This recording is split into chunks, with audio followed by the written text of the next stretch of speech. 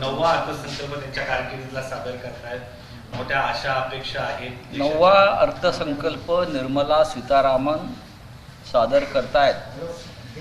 गरीब आणि मध्यमवर्गीयांना नाकी 9 दणे आणू नये म्हणजे झालं. वर्षानुवर्षाची प्रथा परंपरा आहे. फार मोठ्या अपेक्षा निर्माण केल्या जातात आणि शेवटी उद्योगपती, धनिक, व्यापारी यांचा हा पक्ष असल्यामुळे सध्याचा राजकीय पक्ष, सत्ताधारी पक्ष, मार्गाने किंवा आडमार्गाने त्यांचंच हित साधलं जातं आणि गरिबांच्या बाबतीत फक्त घोषणा होतात. त्याच्यामुळे आता 11 वाजता निर्मलाबाई त्यांच्या पर्समधून काय काढतायत याकडे आमचं सगळ्यांचं लक्ष आहे, या देशाचंही लक्ष आहे. अर्थात किती घोषणा केल्या. आत्ता जे आर्थिक सर्वे आला त्याच्यामध्ये देशाच्या अर्थव्यवस्थेची काय अवस्था आहे आणि ज्या लोकप्रिय योजना निवडणुकीच्या निमित्तानं लाडली बहीणसारख्या वगैरे राबवल्या जातात त्याच्यामुळे तिजोरीवरती कसा भार येतो आणि राज्य कसं कर्जबाजारी होतं याच्यावरती प्रकाश पाडलेला आहे. तरी आज आम्ही अपेक्षा ठेवतो की या देशामधला बहुसंख्य मध्यमवर्गीय आणि गरिबांना निर्मला सीतारामन काहीतरी देतील. निवडणुका संपलेल्या आहेत त्याच्यामुळे अशा घोषणा निवडणूक काळामध्ये होतात. आता 2 वर्ष पिळून काढतील. पाहू. काल पहिल्या उपमुख्यमंत्री महिला सुनेत्रा पवार हे झाल्या, त्यांनी शपथ घेतली आहे. काय सांगणार सर्कमस्टन्सेस बघून ते शपथ? नाही, मी इतकंच सांगेन, सगळ्यात आधी मी नरेंद्र मोदींचं अभिनंदन करेन, प्रधानमंत्री, की त्यांनी महाराष्ट्राच्या उपमुख्यमंत्री, मी महिला किंवा पुरुष म्हणणार नाही बरं का, महाराष्ट्राच्या उपमुख्यमंत्री सुनेत्रा अजितदादा पवार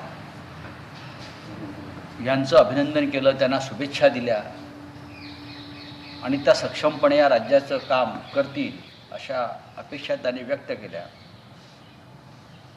प्रधानमंत्री मोदींचं अभिनंदन मी यासाठी करीन, आम्ही करतो आहोत की सातत्याने ते इतरांवरती घराणेशाहीचा आरोप करत असतात, घराणेशाहीची चिकलफेक करत असतात अनेकांना.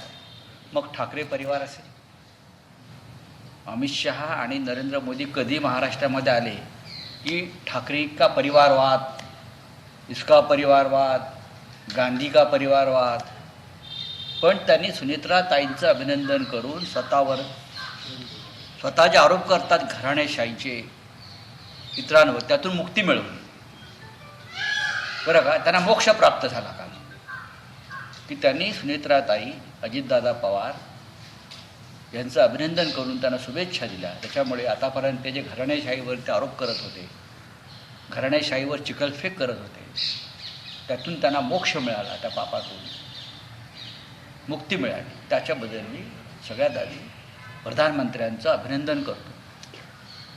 यापुढे भारतीय जनता पक्ष परिवारवाद, घराणेशाहीवरती इतरांवर घाणेरड्या शब्दात टीका करणार नाही. अर्थात सुनेत्राताई उपमुख्यमंत्री झाल्या हा त्यांच्या पक्षाचा अंतर्गत विषय आहे आणि भारतीय जनता पक्षाचा विषय आहे, अंतर्गत पूर्णपणे त्यांचा विषय आहे. त्यांचा पक्ष आहे, त्यांचे आमदार आहेत. त्यांच्या आमदारांनी म्हणण्यापेक्षा माननीय शरद पवार यांच्या भूमिकेतून सांगायचं तर त्यांच्या राज्याचे इकडले प्रमुख तटकरे आणि दिल्लीमध्ये प्रफुल्ल पटेल आहेत. तटकरे पटेलांनी हे निर्णय घेतले आहेत असं सगळे म्हणतात, पण शेवटी पक्ष त्यांचा आहे. अजितदादांच्या मेहनतीतून उभा राहिलेला पक्ष आहे. अजितदादांचा पक्ष कोणीतरी हायजॅक करतंय. बघा, काल राज ठाकरे यांनी एक स्टेटमेंट केलं, अजितदादांचा पक्ष हा रांगड्या लोकांचा पक्ष किंवा आहे. महाराष्ट्राच्या अस्मितेबाबत अजित पवारांनी सुद्धा तडजोड केली नाही, जशी शरद पवार साहेबांनी केली नाही. आणि ते भारतीय जनता पक्षाच्या ताटाखालचं मांजर होण्यापासून अनेकदा ते टाळत होते, जसं शिंदे होत आहेत. त्याच्यामुळे हा भोसले पाटलांचा पक्ष पटेलांचा होऊ नये. हा पाटलांचा पक्ष पटेलांचा होऊ नये. या पक्षाची सूत्र पाटलांकडेच राहावीत किंवा भोसल्यांकडेच राहावीत, मोहित्यांकडे राहावीत, कांबळ्यांकडे राहावीत. हां, ती पटेलांकडे जाऊ नयेत. कारण हा मराठी चेहऱ्याचा आणि अस्मितेचा पक्ष आहे. याची काळजी सुनित्राताई पवारांना घेणं यापुढे गरजेचं आहे. भाजप कोणाच्या खांद्यावरती बंदूक ठेवून हा पक्षच हे सगळं करतोय असं दिसतंय का? नाही, भारतीय जनता पक्षाचे खांदे आणि पाठीचा कणा पिचका आहे. त्याच्यामुळे त्यांना दुसऱ्यांचे खांदे लागत असतात. बरं का? त्यांना दुसऱ्यांचेच खांदे लागतात आणि त्या पद्धतीने दुसऱ्यांचे खांदे वापरून महाराष्ट्रातल्या अनेक व्यक्ती, संस्था, पक्ष यांचा काटा ते काढत असतात. तुमचा आग्रहाला लेख सांगतो सर की शरद पवार यांच्या मनात असतं तर अजित पवार हे मुख्यमंत्री सुद्धा झाले असते. नक्कीच, पण तेव्हाची परिस्थिती जी होती ती वेगळी होती. प्रणव मुखर्जी हे सक्रिय होते राजकारणामध्ये आणि चर्चा पुढे सरकत नव्हती सरकार बनवण्याची त्यावेळेला. त्याच्यामुळे शरद पवार साहेबांचा असा तोडगा काढला की काँग्रेसनं मुख्यमंत्रीपद घ्यावं आणि मंत्रिमंडळात 2 जास्तच्या जागा राष्ट्रवादीला मिळाव्या. पण तेव्हा अनेकांचं असं म्हणणं होतं की पवार साहेबांनी ताणून धरलं पाहिजे होतं. पण शरद पवारांचा जो स्वभाव आहे राजकारणातला तो फार ताणून धरण्याचा नाही आहे. ते कायम संयमाची भूमिका घेतात. त्याच्यामुळे सतत त्याच्यावर चर्चा होत असते की पवार साहेबांनी मनात आणलं असतं तर अजित पवार पण मुख्यमंत्री व्हायलाही भाग्य लागतं. अनेकदा असे अनेक लोक मुख्यमंत्री बनले आहेत की ज्यांची क्षमता आणि लायकी नाही. विशेषतः भाजपच्या काळामध्ये आपण अनेक राज्यात पाहिलं असेल.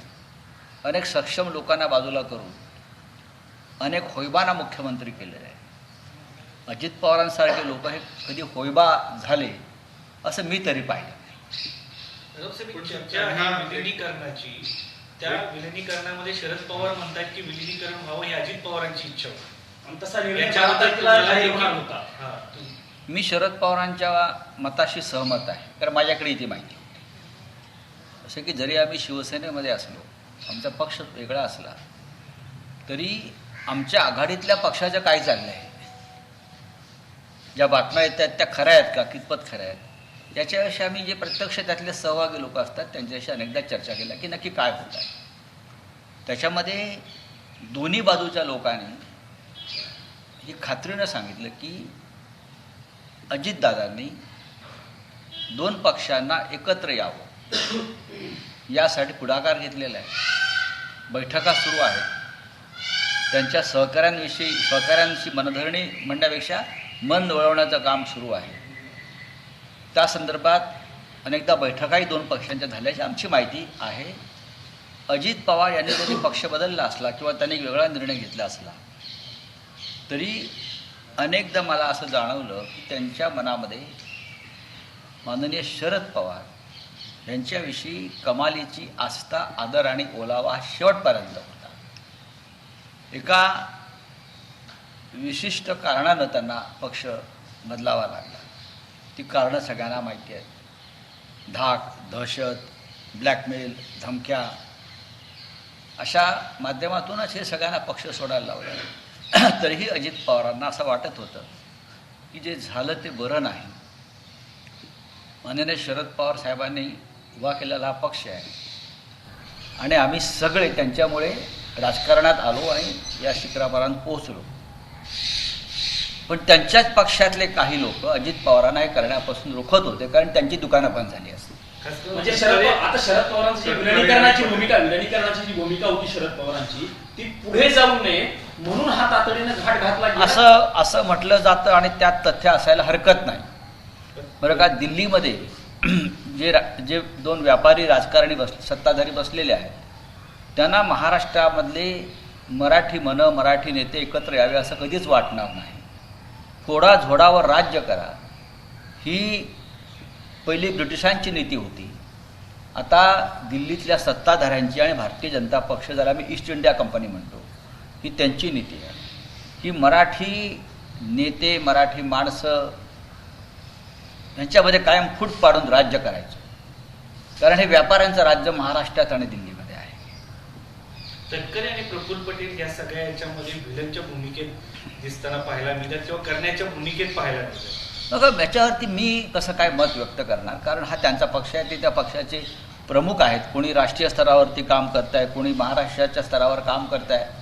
सुमित्राताई पवार आता राज्याच्या उपमुख्यमंत्री झालेल्या आहेत, त्याच्यामुळे हा त्यांच्या पक्षाचा अंतर्गत विषय आहे.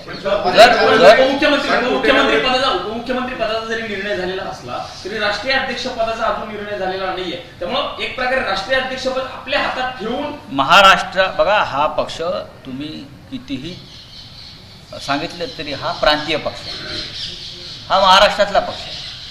त्याच्यामुळे महाराष्ट्रातल्या पक्षाचा राष्ट्रीय अध्यक्ष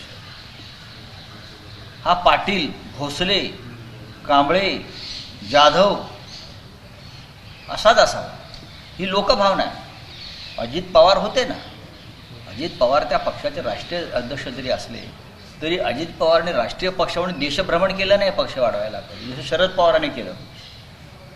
शरद पवारांच्या पक्षाचे अनेक राज्यात आमदार निवडून आले, काही ठिकाणी मंत्री झालेले आहेत, काही ठिकाणी लक्षद्वीपसारख्या ठिकाणी किंवा बिहारमध्ये खासदार निवडून आलेले आहेत त्यांच्या पक्षाचे, हे आपण पाहिले आहे. केरळमध्ये त्यांच्या पक्षाचे लोक निवडून आलेले आहेत. पण अजित पवार किंवा त्यांच्या लोकांनी राष्ट्रीय स्तरावरती पक्षवाढीसाठी काही विशेष प्रयत्न केले किंवा त्यांनी महाराष्ट्राच्या बाहेर पक्षाचं जाऊन काही झेंडा रोवला असं मी तरी पाहिलं नाही. कार्यकारी अध्यक्ष आहेत आणि अजित पवार गेल्यामुळे पक्षाची जबाबदारी त्यांच्यावरती आलेली आहे. बाजू ही थोडीशी उत्सुक दिसते सत्तेत जाण्यासाठी, असं वाटतंय मला असं वाटत नाही.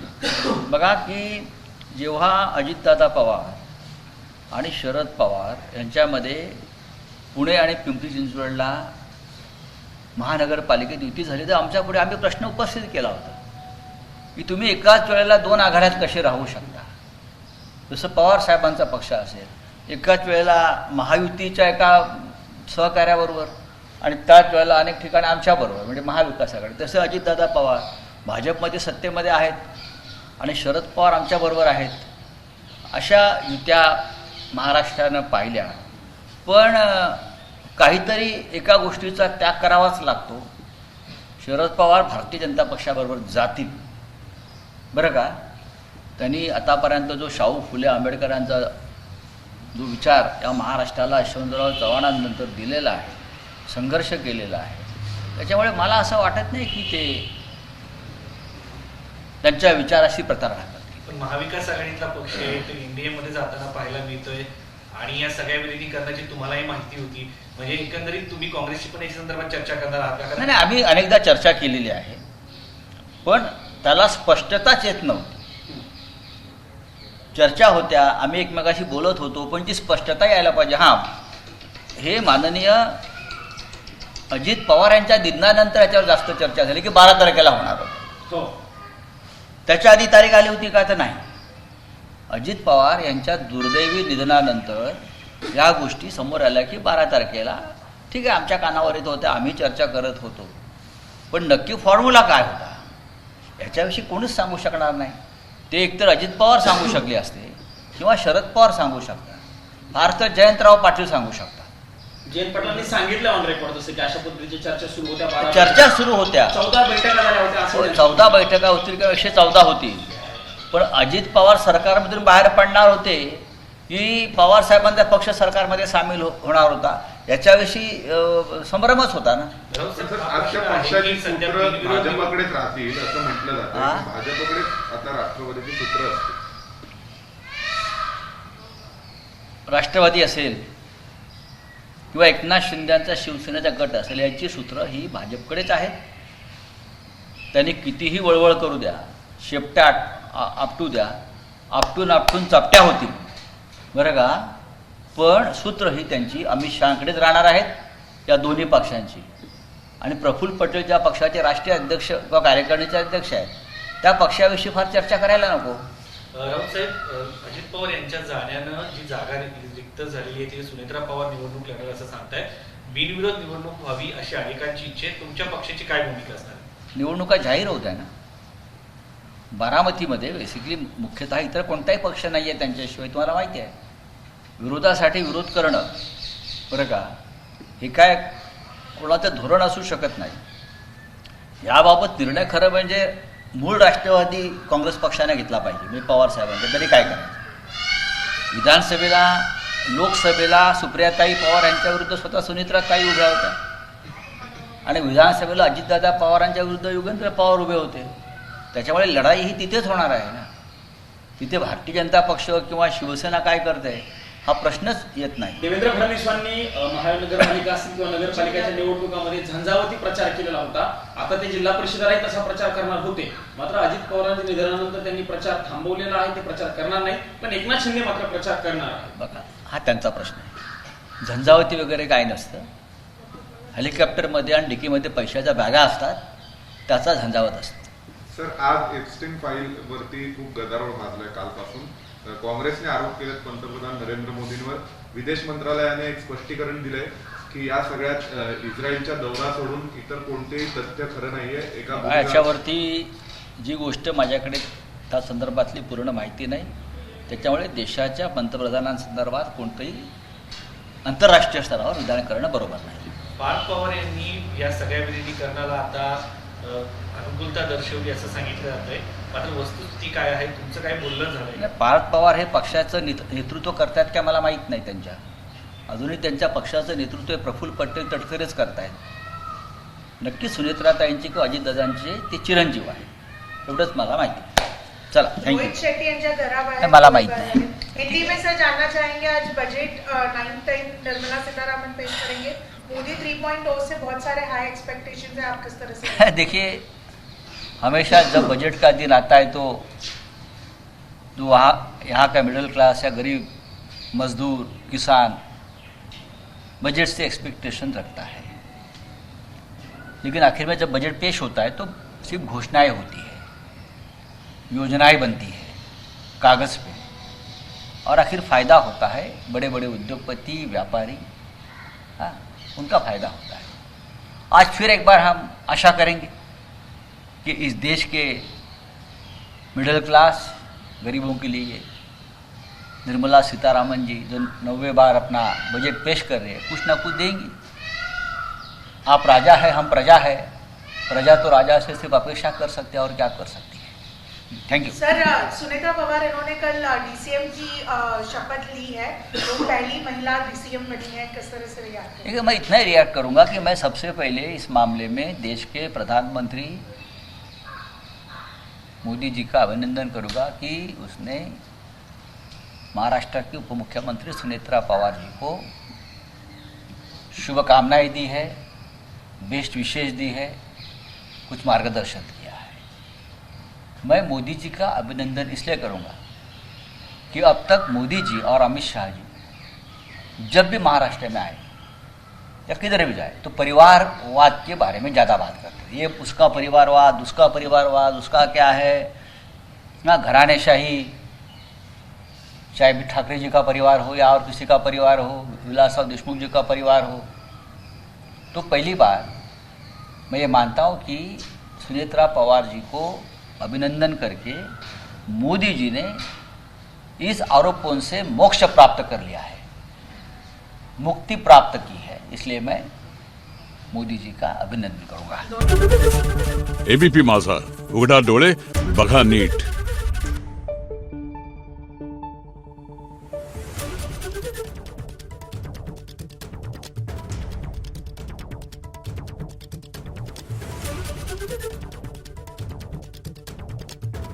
Thank you.